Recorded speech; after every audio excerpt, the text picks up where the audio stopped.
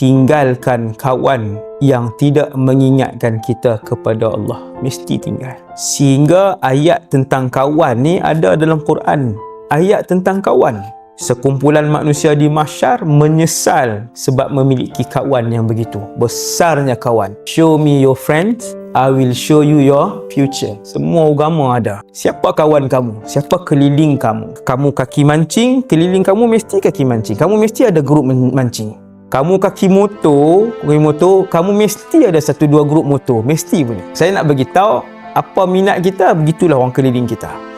Kalau kita kaki majlis ilmu, kaki selawat, cinta ulama, dikeliling kita ulama. Kita ada dalam grup tu. Walau kita bukan ulama, mereka panggil kita. Saya ada grup ustaz-ustaz, ada orang biasa dimasukkan juga sebab rapat dengan ustaz-ustaz.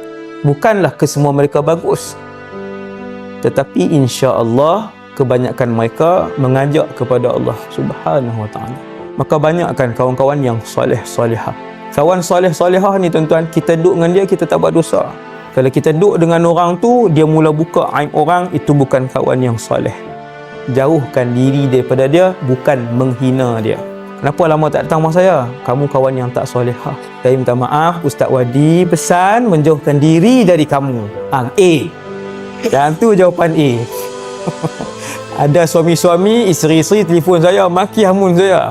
Suami-suami pun sama, isteri-isteri pun sama, dalam DM apa semua kan. Siapa suruh Ustaz sebut macam ni.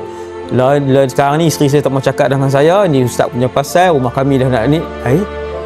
Saya tak kenal pakcik pun. Saya tak kenal pun kakak kan. Saya sebut yang Nabi sebut. Seorang suami macam ni, seorang isteri dia kena buat macam ni. Saya tak pernah sebut nama siapa-siapa, saya sebut apa yang Nabi buat, apa yang Nabi tegur. Jadi antara cara nak istiqamah, suasana keliling kita orang yang baik.